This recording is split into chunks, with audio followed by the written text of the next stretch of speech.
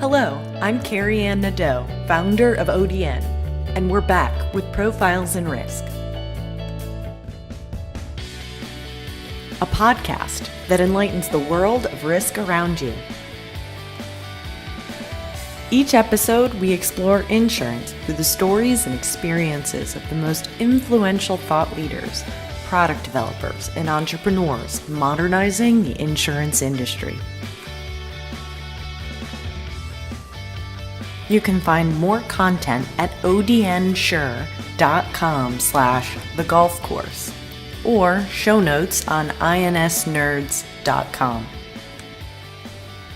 Enjoy this episode. I'm joined today by two very special guests who are doing some really cool stuff to support companies that are disrupting the insurance industry and adjacent markets in Hartford, Connecticut. I'm joined by Rachel Dantes and Shana Schlossberg. Shana's the CEO of Upward, and Rachel is serving as the startup scouting at Upward's Labs. And we're excited to have them here today to talk a little bit more about their work. Welcome, Shana. Hi, how are you, Carey? I'm doing great. Welcome to the podcast. And Rachel, is this your first ever podcast? Yeah, I think it is. Okay. You look a little terrified, yeah, so a little bit. We'll be a little easy on you, no worries. Well, thank you all for joining today. I think just to kick it off and give a sense for our audience who tend to be insurance professionals, what is Upward, and where are you located? What are you hoping to do? Absolutely. So I'll take this one. This is Shana. We started Upward about a little over 2 years ago with a mission to revitalize second-tier cities in America. It stopped making sense that only New York, Boston, Los Angeles, and Chicago were working in this country. And we said we have beautiful cities all over the country where there is so much opportunity, just not everyone knows about the opportunity. Mm-hmm. And you don't have to move to New York, and you can't only be successful in New York or the Silicon Valley. Sometimes you can be much more successful in one of these smaller cities. And we planted our flag in our first city in Hartford. And the reason Hartford fascinated us is because Hartford for so many years was one of the most successful cities in America. And when certain things happened, mostly a manufacturing crisis this country went through, it just became one of the least good cities in America, and on the brink of bankruptcy, certain things that were happening in the city. And we decided there's really no reason for that. It's a city that carried the flag of insurance for so many years, and yes, some of the old industry, the old parts of insurance are no longer relevant, but the new ones are. There's a whole new, every old industry is now reinventing itself, so is insurance. And this whole emerging technologies that is InsurTech, this whole very big umbrella that is InsurTech, why not be in Hartford? Right. Who better in this country is suited as a city to take on and say, this is going to be ours? And that's really what Upward was about. It's reinventing cities. It's how do you reinvigorate or bring back prosperity to a city? You say, hey, yes, the old maybe isn't working anymore. Let's reinvent. Let's make it new, and then let's make it work. So on the same account, a city that was all about coal mining should take on renewable energies. A city that was all about manufacturing should take on robotics. It's the same skill set, obviously with some difference, but embrace the new. Don't sit there and be afraid and say the old doesn't matter anymore. Sure. And that's what the brand is about. So we came into Hartford and opened a space that started out as 27,000 square feet. Today is already 34,000 square feet. And a space all about, let's build this innovation hub. There was not a lot happening in downtown Hartford. Obviously, there's a lot of other things, a lot of insurance. About 80,000 people come into downtown Hartford every single day working for the different insurers. And it's a 9-to-5 city. They leave at 5. And we said, let's build an innovation hub and take the 10 blocks that is downtown and just make them awesome. Mm-hmm. And the space became that intersection where startups can start meeting the corporates. What many startups don't understand is that if they want to do business with an insurance company, they can go to, the insurers are scouting in Silicon Valley, they are scouting overseas, they are scouting in other places. but their office is probably in Hartford. That's where they live, that's where they come to work every day, and if you meet them in a conference, they're crazy, they're running, they're busy, they're overwhelmed. They're in Vegas having a good time. Exactly, or miserable because it's been a long day. It's Vegas. But if you meet them on their own turf in Hartford, it's easier, it's simpler, you get a lunch, that slow pace is really good for relationships, and if you're working with an insurance company, it's a B2B relationship has to form, and that's all about knowing each other and spending time together. Well, I have to say, your enthusiasm for the city of Hartford is infectious. I haven't heard anyone speak so confidently and excited about the future of Hartford. I myself grew up about 10 minutes south of Hartford myself. I remember it in the 90s. I remember going to elementary school and saying I was in Bushnell Park, and folks saying, I mean, are your parents like above board, not like criminals? Because why else would you go to Hartford? So what's Hartford like today? I mean, that's my recollection from being an 8-year-old running around in Bushnell Park, but it seems to be a much more vibrant place to be now. Is that your sense? First of all, yes. And when I first arrived about 3 years ago, it wasn't. It was still trying to find itself, if you will. But it's been an incredible few years for the city. We have Upward has been leading a lot of activity, a lot of arts, entertainment, a lot of insurtech activities, startups, corporates that are meeting in the space. So there's so much more going on than it was. We have an insurtech accelerator that is operating in the city and bringing every year a new cohort of excellent companies. We have companies staying because they've had such a great experience in these accelerators. We have Stanley Black & Decker, who's now doing some amazing work in additive manufacturing, opened their own accelerator across the street from us. Wow. The cool thing about Hartford is everything is across the street. Yeah, you said 8 to 10 blocks where 80,000 people, so mostly in insurance. Yes, and they come in every day, but now more people, there's hundreds of apartments coming online. They come online and they're filled in minutes. People want to live downtown. They don't want to drive everywhere all the time. And as the apartments are getting filled, then the retail is going to start coming up. So it's come a long way in the last 2 years. It has an incredible 2 years ahead of it, and we plan to be major players in the next 2 years as well and more. But yeah, so think of our experience, especially millennials. We may live in big cities, but we probably don't leave our 4 blocks a lot anyways, right? You have your grocery store, you have your Starbucks, you have, many of us are opting to be able to walk to work instead of driving or even taking subways, because we don't love the big city. We love being in a city where things are happening, but we actually, we're striving, we want the old days where you were in a small little town, so our neighborhoods are becoming our cities. So if you're looking at a small city like Hartford that has a small downtown, it's primed in position to be an awesome little town. Look at Nashville. Nashville's attracting more millennials than New York is, because Nashville's cooler. It's less blocked, it's fun, there's music, there's bars, there's this. Look at Santa Monica, Silicon Beach. It's attracting the best and the brightest. They're not necessarily coming to Boston and New York anymore. They're going to these Austin, Kansas City, etc.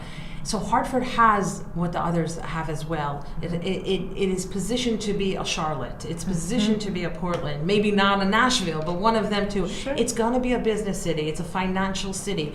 But again, that's why I'm saying it's more similar to a Charlotte. And it's on the brink of that. We have Infosys just opened one of its major locations in Hartford. But the most incredible thing for me as a New Yorker when I came to Hartford is I saw the logos. And I looked around and I said, oh my God, I want to do business with Travelers and with Cigna and with Aetna and with United Healthcare. Steam Boiler is there. Exactly. I want to do business with them. How do I get to them? And I learned that in the small city, I'm probably meeting them. They're in lunch across from me. They're very accessible. And in Upward, they're even more accessible because they're walking through the space. They're doing design thinking. They're doing meetings. They're doing training. They're meeting with startups. So this has become an intersection that is owned by no one. It's the Switzerland of Hartford. No one owns it. It's not. It's the Switzerland of Hartford. It's so easy and it's accessible and everyone's equal opportunity. Everyone can come in. Everyone can meet. And we love facilitating the meetings between the startups and the insurers because we want a startup to say, I need to be in America. I need to scale in America. I need to make a difference. And the insurers are my way. If it's a health product, if it's a digital health product, what you're going to get out of a relationship with one of the insurers is, first of all, especially if you're not from America, understanding the insurance system here. Digital health products do not stand alone as people are not going to buy products. They're going to want it to make sure their insurance covers it. It's very different here than in some other places. So you need to understand that market if you really want to grow here. And the advantages, and we've brought multiple companies that we facilitated pilots with the health insurers, they become your business development. Yeah. They tell you to make the watch thinner, longer, grayer, change this UI, do this. And if you work with them, if you build that relationship with them, if you give them what they believe they need in order to build a bigger product, you can be in almost every healthcare center or every doctor in America. Yeah. It's incredible. They are the biggest potential distributors of any single startup. And that's what we realized. We said, you think of the insurers and you think, oh, this is the old country. We're going to do it different. We're going to sell online and sell. And then you say, why? Why work so hard? They already have all these clients. You could get to 1 million patients overnight through one of the health insurers.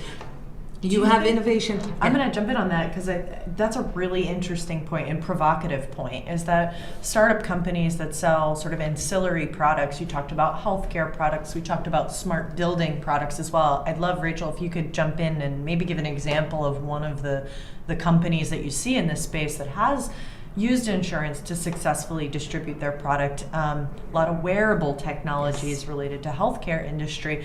I don't know that the insurance carriers have necessarily caught on, maybe that's my outside perspective, that they are sort of the key to distribution, and a company that's looking to grow absolutely needs to figure out how to get to their customers, how to get to them lucratively without doing a lot of marketing or distribution direct. I think we saw it most strongly in two pieces of the insurance market. Number one is in health, because the health insurers are more innovative than the rest of the insurers. Okay. They are. What makes them that way? I think because they already adopted the fact that their clients will get certain, credits if you do certain things. They're already in the prevention mindset. They want you to be healthier, and they're willing to make it worth your time to be healthier. And they understand that giving you certain tools will help you do that. So if you adopt certain apps that will help you with goals, or you adopt certain watches that will help with measurement, and a lot of these things are not yet on market. They're still being, it's still in pilot phases with the insurers, but we see an openness with the health insurers that is much beyond the others in being this, hey, we could sell this as a service. Yeah. So they're there. The second place we've seen it most strongly, I think, is with cyber. So if they're selling the cyber policies for auto and home and business, it's so easy for them to say, because they're testing every threat. So they have to test every solution as well, and they're doing this. And Travelers is doing a lot of great work in this. And you see a Beasley Insurance that is already selling these, although they're not the insurance, they're the brokers, but they are selling. You see a lot of innovation on the broker side to sell them as services, to sell them as add-ons. Hey, any startup out there, this is great advice. If you're looking to get into a particular sector, it sounds like there's a lot of interest in testing and piloting new technologies in cyber and healthcare. Yes, so absolutely. Maybe come up with one of those ideas. But I do believe that the rest of the insurance markets will catch up. I do believe that. I mean, something like life insurance and annuity may be more challenging because it's a different animal, but I do believe that homeowners insurance, and it has started to come, they're already promoting you using smart homes and connected home to get incentives. So that is starting to catch up. We see innovation in auto. Will they come out and say if you're safer, you'll get more? Probably, right? Because if you're using monitoring services, you're already getting 5% off. Yep. And I think, what we believe in an industry like the buildings will be the next, or one of the next, that will really erupt, because we're seeing the insurers being more and more thirsty for data and saying, we want to know what's happening in your house. Yep. We want to make sure that you're all set, that nothing bad happens in your house. We want to make sure you're watching your health, watching your weight, go to exercising, making sure to get screened for God forbid, cancer or other things. The next step will be to go, so they're starting with their low-hanging fruit. Now, what's their next fruit? We see them already coming out with employee benefit packages that, again, incentivizing.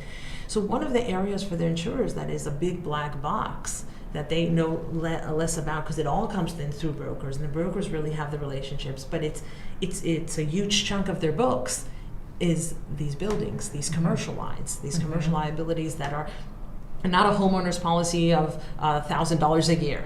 it's $60,000 a year. Right. It's really big, and they know very, very little about. Well, it's interesting because the last podcast we did was Sasha DeWitt. She's the COO of Musley, or they just rebranded a product under Habit.io, and they're the home sort of device. A lot of work around elder care and aging populations, how to, grandma doesn't get out of bed, or, the water isn't running at the time that you'd expect it to be, things like that. So I do think home is an interesting space, but we both partnered on that. So ODN also had the auto side of things. So it's great to hear that you think those are emerging spaces. But I'd love to hear some more examples, companies that you think really get and understand the next wave of insurance. Who's doing some cool stuff in this space? Maybe Rachel, you have experience with some startups that you're looking at? So right now we actually just launched a new program. Upward Labs. So Upward Labs, it's one of the initiatives of Upward that we believe that we can incubate ideas around smart homes, smart buildings, and a lot of IoT and sensors and things like that. And also the second sector that we're working on is aged care. It's technology innovation for the elderly. So sometimes it even like works together, because like the example you just gave, so we see a lot of startups are implementing their ideas inside a home, which become very smart, and also they can help the aging population as well. So there are a lot of great ideas around both sectors, and this is a new lab that we started now. And we call it a lab because it's not like any other incubator that you're familiar with. Sure. Here we're not looking for startup to teach them how to present their product, how to pitch to investors. It's like the program says, like day one that you're coming to the program, you're starting to pilot your product.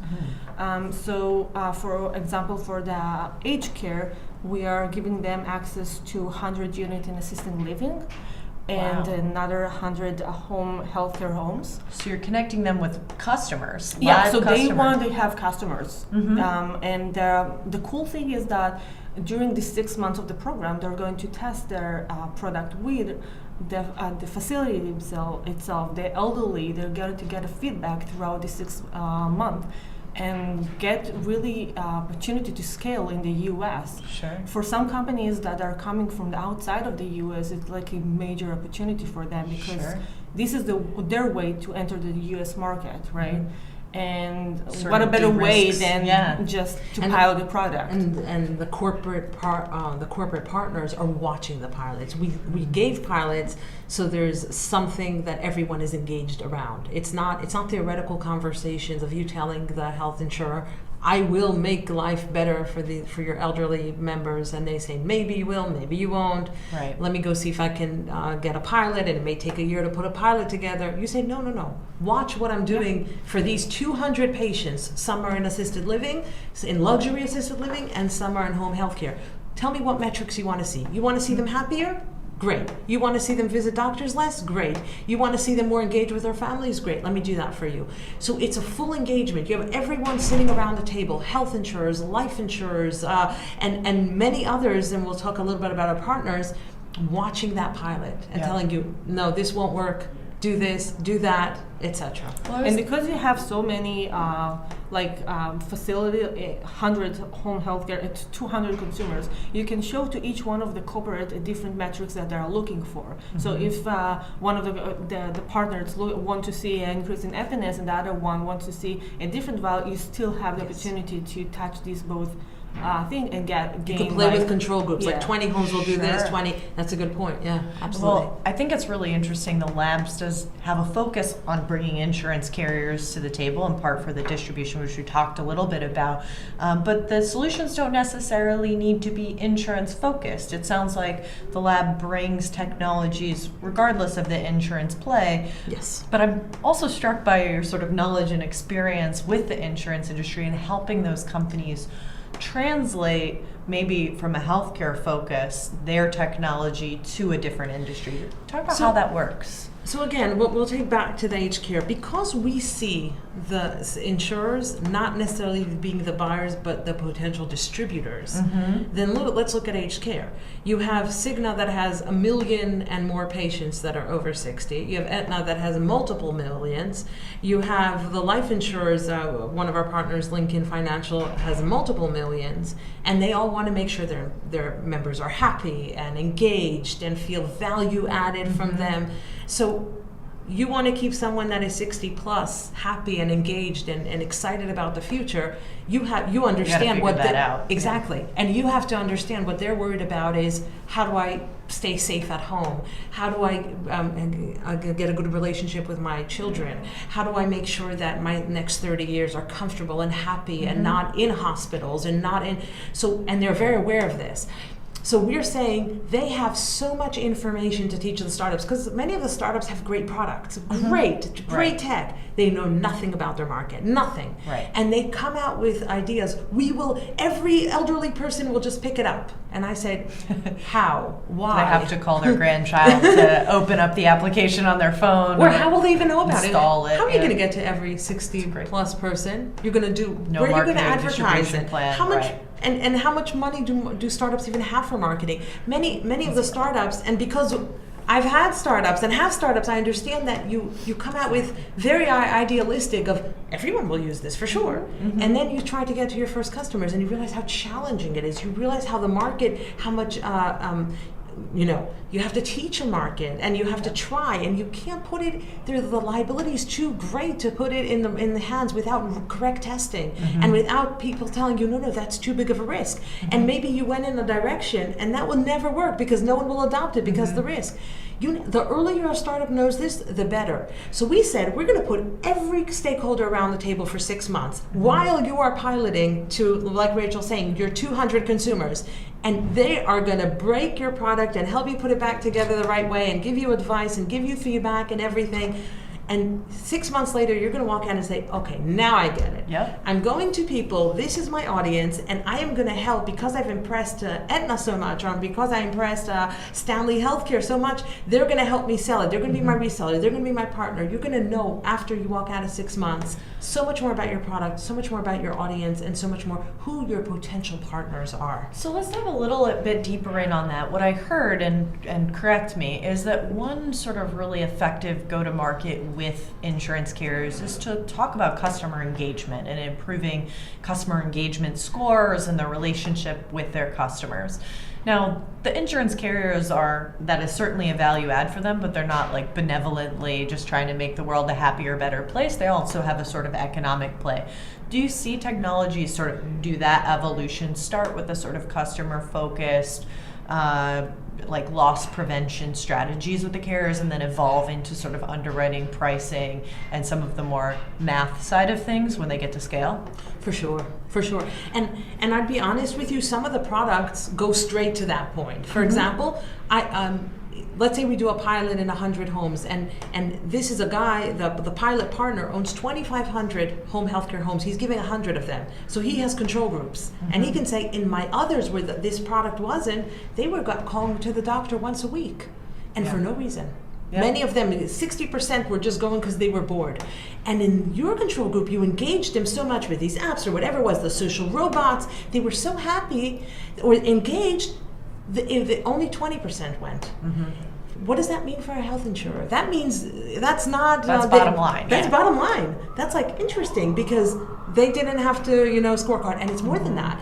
It's not only bottom line of the visits, but every time they exit the home, if they're elderly and they didn't need to, they're at risk because then they could fall. And we know one hip replacement surgery, and then you're stuck at home, or it becomes dangerous. It's downhill from there. So it's right away bottom line. Although it can also help engagement and things like that. some of them start from what we were talking about, and then the insurers help them make it bottom line. Because what we've seen is the business development and the innovation teams on the insurers understand the business needs, understand the tech, understand different pieces. So literally a startup is adding to their team the smartest business development people in the market, getting free advice. Hustling hard to go get that information because their income and viability as a company is really dependent on getting that information, and now on behalf of a customer for their company as well. It's beautiful alignment of interests. Yes, for sure. And the insurers' interest at the table is to get access to these companies, understand the innovation, and also say to themselves, it's not ready for me right now. But over these 6 months, if they take my advice, if they listen, if they feel I'm the customer they want, they will make changes. They can be ready for me because I want this direction. And you're almost making, you're forming them. They're malleable to your needs. I see a lot of startups that have a lot of solutions that they're providing at the same the same startup provides many of options. And I think also in this lab they're going to focus on what is really important, what is their strength, and where to put their all energy in. Because if you have multiple devices, multiple apps, multiple features for the same kind of group of people, and only 2 of them is something that works. So what's viable? That's a really good point, because the startups sometimes before they have clients, they produce. Put 100 things on the menu. Exactly. Right? Instead of focusing on the cheeseburger that they're fantastic at making. Right? Maybe they don't know that the cheeseburger is what's fantastic. Like Rachel's saying, many of them have not come into contact with enough clients or big enough clients. So maybe someone in your city gave you some advice, but can that person buy 1 million pieces of your product? Probably not. Well, and in terms of product development, you want to talk to 80, 100 potential customers, not only to refine your product, but identify your buyer too, right? Insurance organizations are massive. We talked about third-party data and sort of innovation teams as a gatekeeper or entry point, I think, for a lot of companies, but being able to get their feedback about who might be interested on the business line side of things with their product.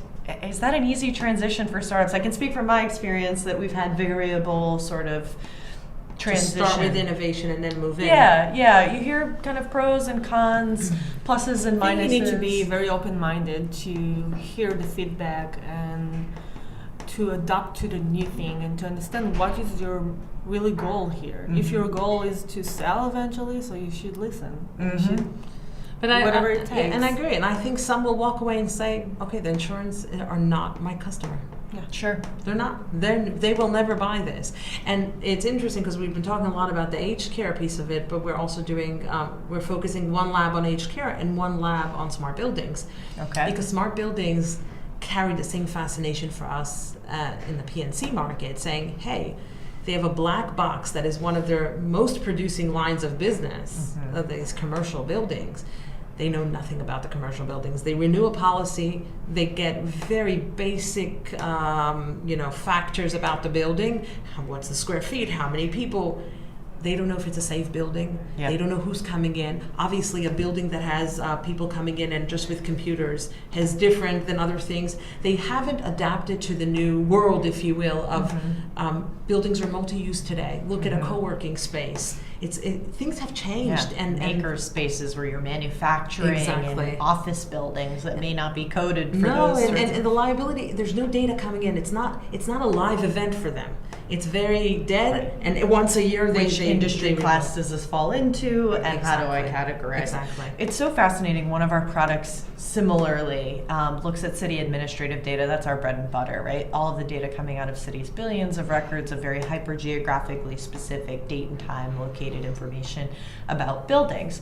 So some of the things we see be really quite fascinating is you really, if you're in a dense urban environment, even in Hartford in 8 to 10 blocks, you're adjacent to other buildings. You may share a wall. But if you ask the customer, your customer, about their experience, they know nothing literally outside of their doors, right? We talked to a bunch of risk management professionals in the restaurant industry. There's a whole slew of conferences and events for that specifically, and they say, we put rat traps outside. It's like, yeah, but if your neighbor has a black mold problem or a burst water pipe or a rat problem, like those things don't really care about walls. So they're going to be a problem for you very soon. And so how do you not only get information about the physical building, but its proximity to other hazards or other risks that might disproportionately sort of expose a person through or a policyholder through no fault of their own to risks they can't see? That is one of the pain points of these building owners. So what's happening is interesting is that the building owners don't want to share anything with an insurance company because they're afraid it will actually raise their policies. Sure. They prefer that there's no relationship. Yeah, less is more. On the other hand, sometimes they're paying much more than they deserve than they should pay. Sure. And I think if the insurers actually understood the value of this data, of the people in the building, of what's happening in the building, and created a relationship with these policies, then it would be a good two-way street. There's also very little loyalty in this business. Your loyalty is to your broker. So your broker gets a bigger deal, you move in a minute. There's no relationship between the holders of the policy to the insurance companies. That may never change, by the way. I don't know if the insurers want it to change, but there's no relationship and back and forth. And we believe that the immediate buyers of smart building are not the insurers.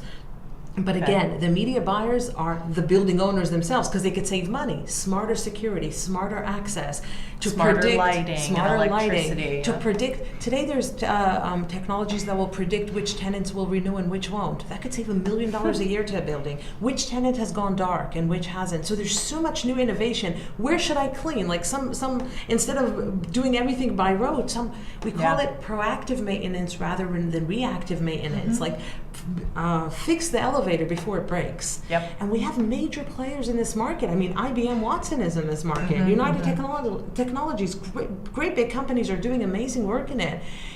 But again, the insurers are writing the policies on every building in this country. Can they sell add-on services? I believe they can. They need to learn more what these add-on services are. What is the relationship to insurance?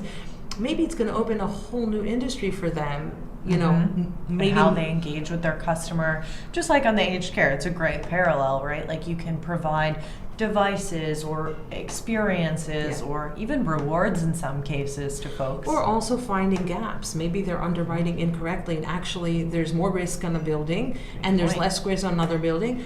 I also don't think, it's surprising to me, many of the buildings we work with don't have cyber policies because you think a business would have a cyber policy.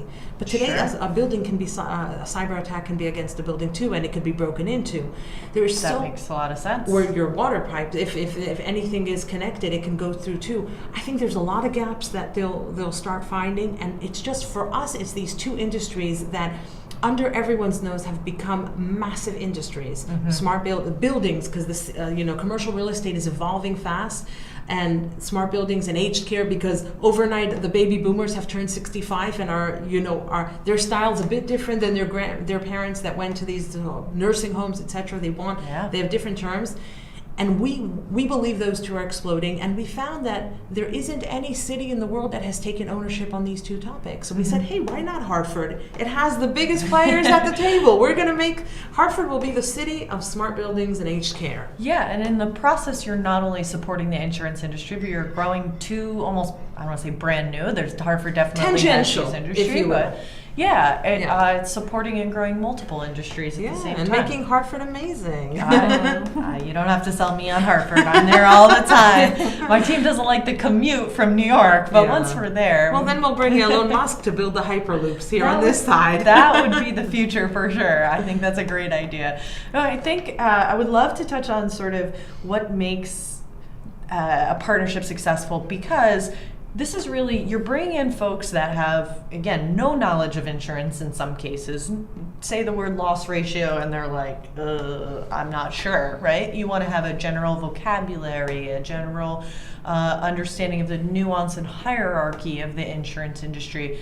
I feel like it's necessary for the insurance industry to also come halfway with these folks who are coming from a completely different place, right? They may be healthcare professionals in the aged industry. They may be smart home, either real estate or engineering, mechanical, civil engineering professionals. How do we bring two separate silos into a common ground? What makes it a successful partnership from, the companies leaning in, but then what also do the insurance carriers need to do to develop that overlap? Yeah, so I mean, I think it's very interesting, and the partners in the labs have pulled in, although maybe the group that's taking a lead on the participation in the lab are the innovation teams, but they're pulling in the experts. And if we look at a PNC insurer, the people that are heading the business units in commercial lines know a lot about commercial buildings. They maybe not have been owners, but they know property management really well. They know the challenges of buildings really well. They're experts in their field, so actually they can speak very easily to the startups. But again, they may pull in other people with the startups, like you said, that affect underwriting and claims and risk and all that.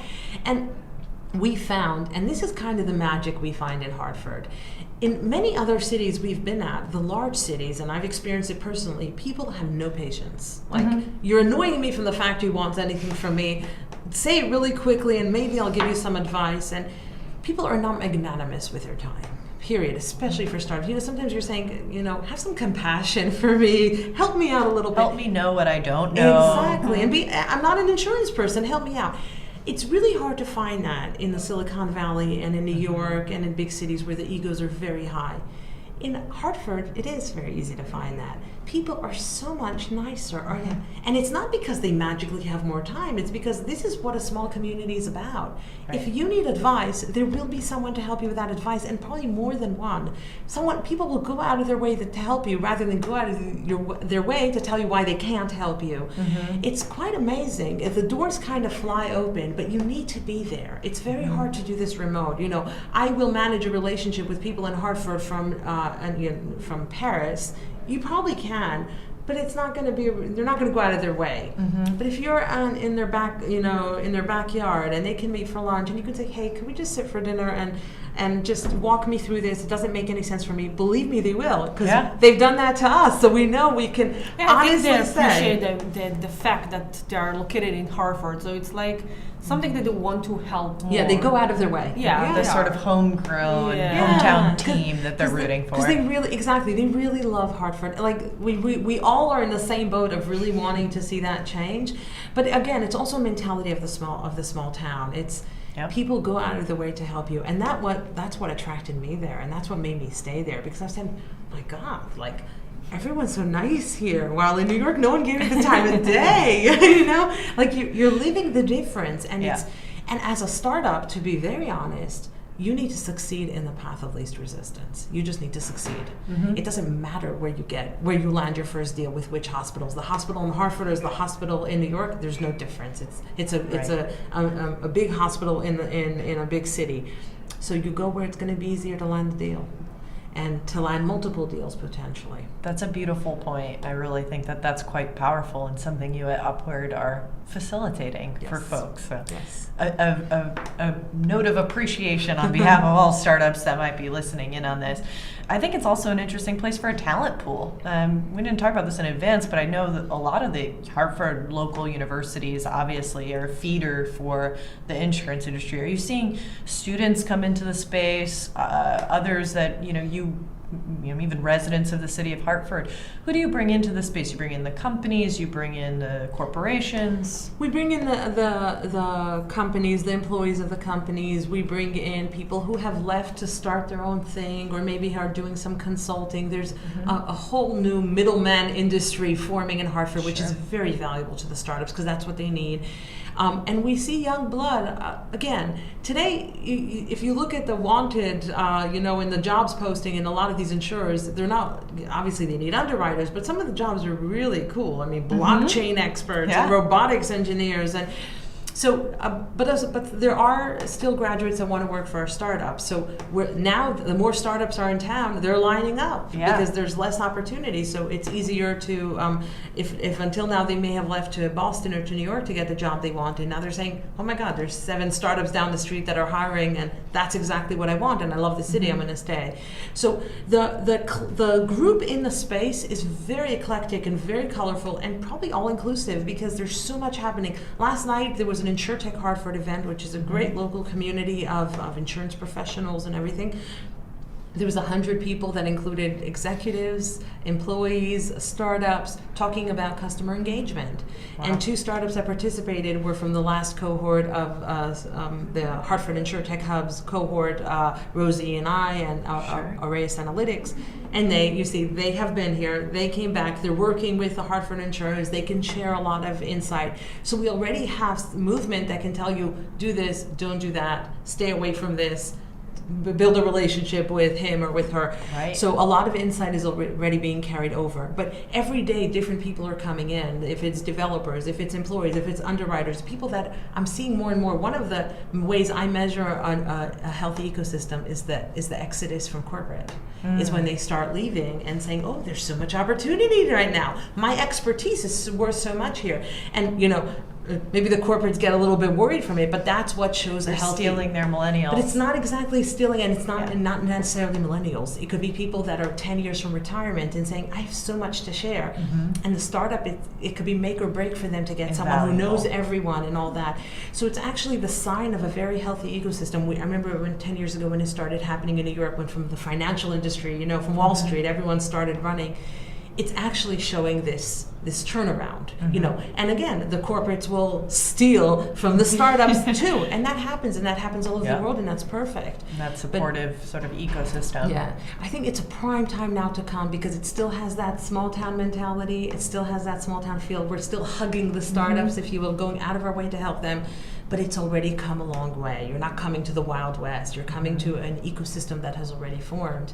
And if you are in smart buildings or aged care, we have a great program for you, and this can be something where, again, the idea is how to scale quickly or how to shortcut your path to success. Yep. How to make all your mistakes in 6 months.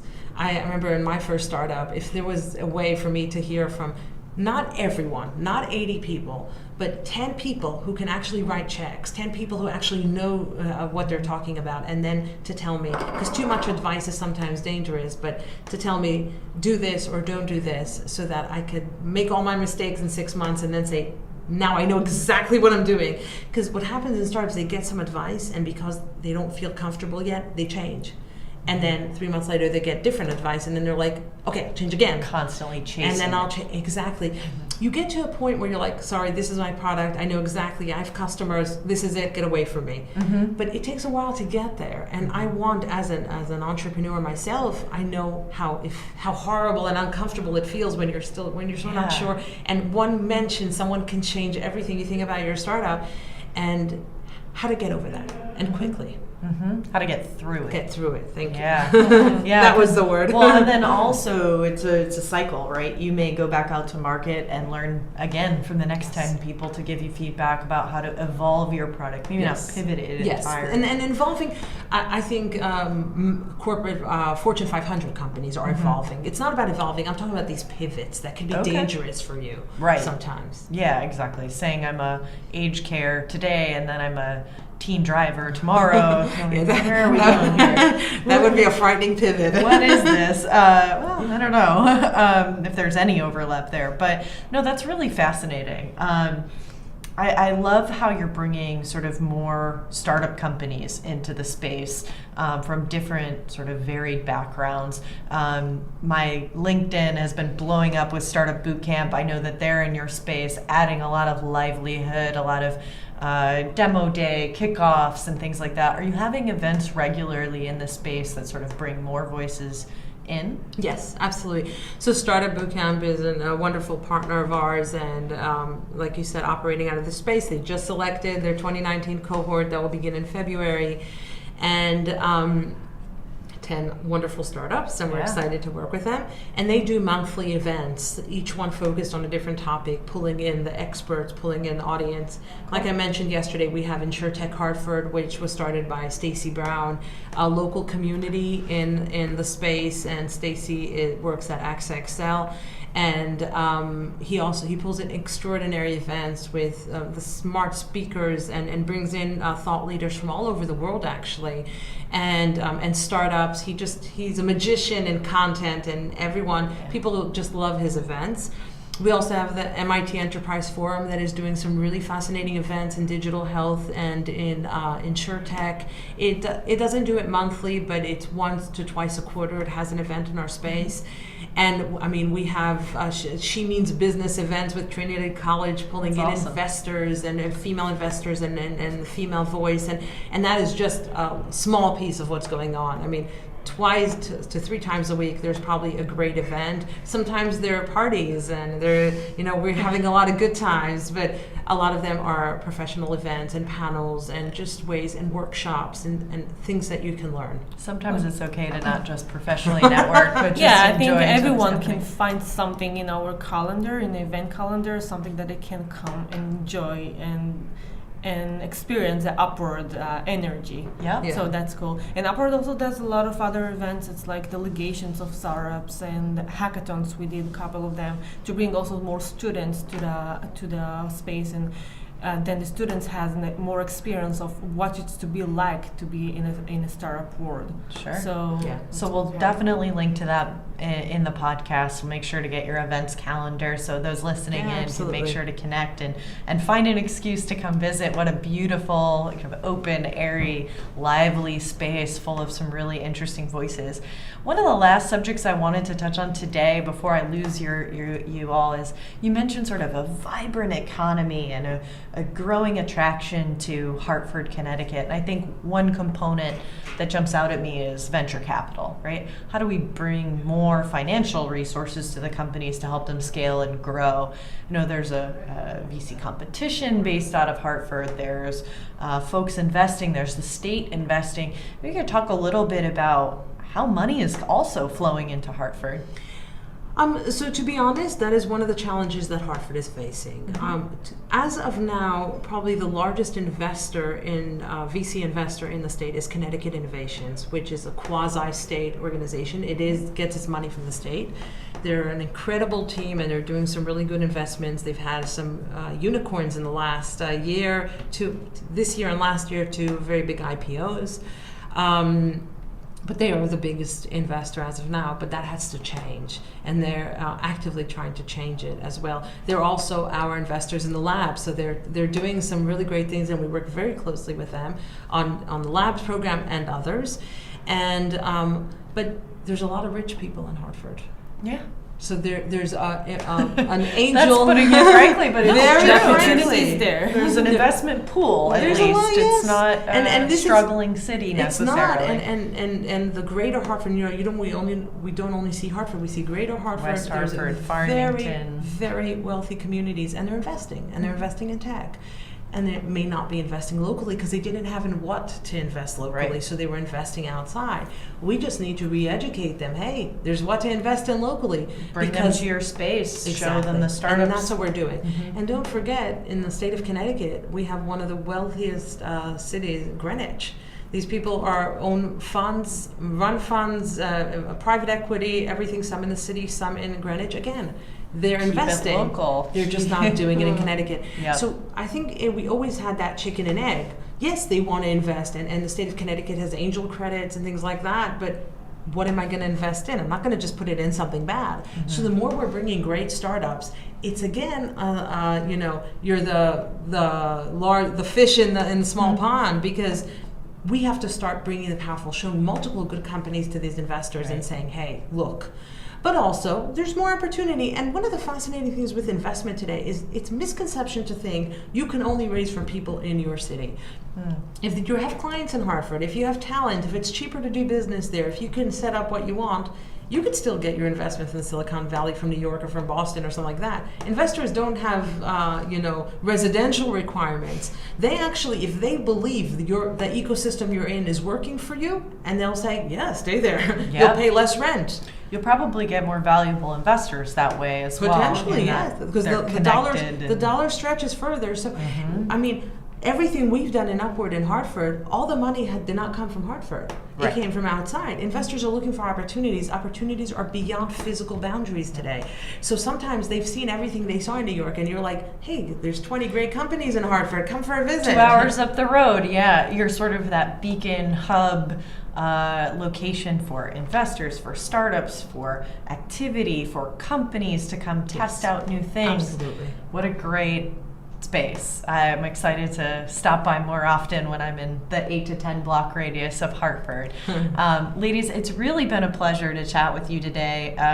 Before I let you go, anything else, any last plugs that you wanted to plug before we lost you today? Yeah, sure. So if you're interested to apply to our Upward Labs, applications open until December 25th, right before Christmas. So don't miss this opportunity. The first cohort will start in April. And it's going to focus on aged care And smart buildings. And Yeah. smart buildings. And I'm going to plug in the URL. It's moveupward.city/labs, and we can put it in the We podcast will as well. definitely. So I know we didn't cover all the information. It includes an investment and cash and a place to live and everything. It's And an advisors and It's an incredible offer, and all the information is on the landing page, and you can reach out to Rachel with any questions. Sounds like they're going to set you up with business. But I can't imagine that there's a better opportunity for a startup company, even ones coming from abroad, as you mentioned, that Yeah. may not be Right. familiar with how to secure housing, how to find a network.